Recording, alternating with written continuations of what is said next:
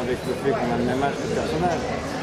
Avant, j'étais plus petit, alors je faisais sur les grands, mais maintenant, j'ai l'âge des cheveux.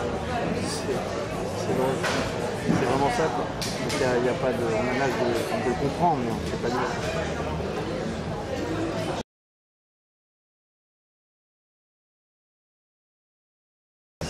Les acteurs ne travaillent pas tout à fait comme dans les autres films.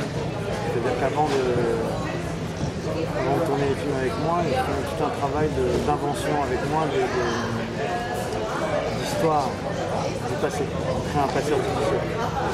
Ce passé artificiel fait qu'en fait on crée une espèce de méthode basée sur le comportement. Donc on va dire que c'est pas un film joué, c'est un film comportemental. Avec une part de jeu, vraiment. Et donc c'est vraiment une construction très unique.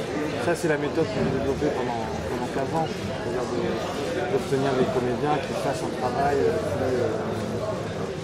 qui ne soit pas le rechemin obligé d'un certain nombre de choses. Là on utilise une grammaire qui vient d'une espèce d'imaginaire où l'acteur est à la fois témoin, où il instrumentalise son propre corps pour donner à la narration quelque chose d'autre.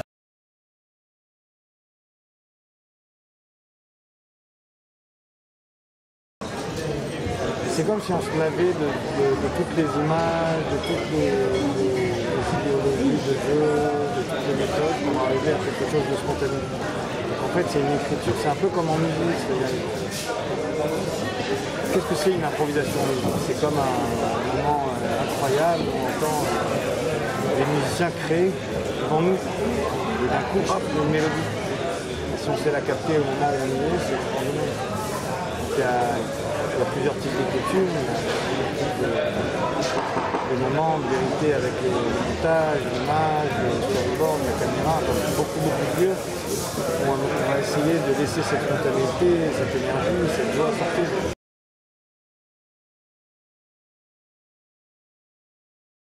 Ces deux musiciens, c'est Jean-Pierre Suez et Jocelyn Soubirant. Jocelyn moi on avait parlé de la flûte. Je voulais que ce soit comme un espèce de souffle. C'est un peu sa pensée, quoi. C'est un peu ce qu'il ressent. Donc, Jean-Pierre est venu dessus, a apporté ses guitares, ses arrangements, c'était incroyable. Ils ont su eux aussi improviser, c'est quelque chose qui a été enregistré en 2 jours. Donc c'est quelque chose qui a été fait dans une rapidité géniale.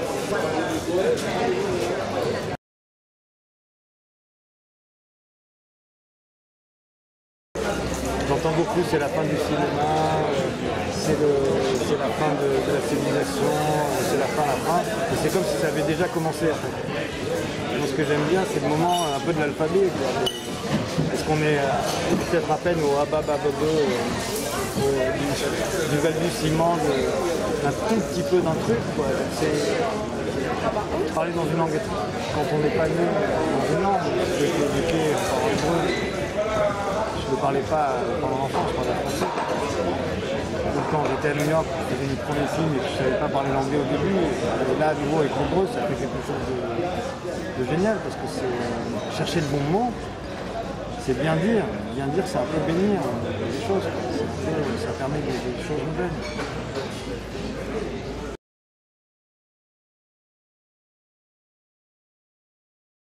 Si on parlait du cinéma américain, on ne se poserait pas la question si le cinéma américain, ça serait le cinéma tout court.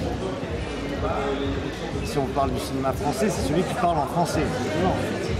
C'est par la langue qu'on va arriver à le définir. Là, c'est une affaire de territorialité. Donc moi, je dis souvent, il y a du cinéma en Israël. Je veux dire, il y a plein de choses qui vont se passer parce que le débat civique va finir par travailler. Maintenant, je ne sais pas comment, dans le contexte du quoi et du où. Quand j'ai fait l'histoire du cinéma israélien, j'ai vu ça.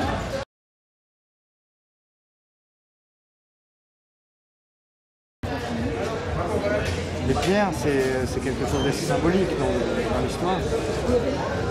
C'est évident que dans la religion juive, par exemple, les pierres, on les met sur les tombes.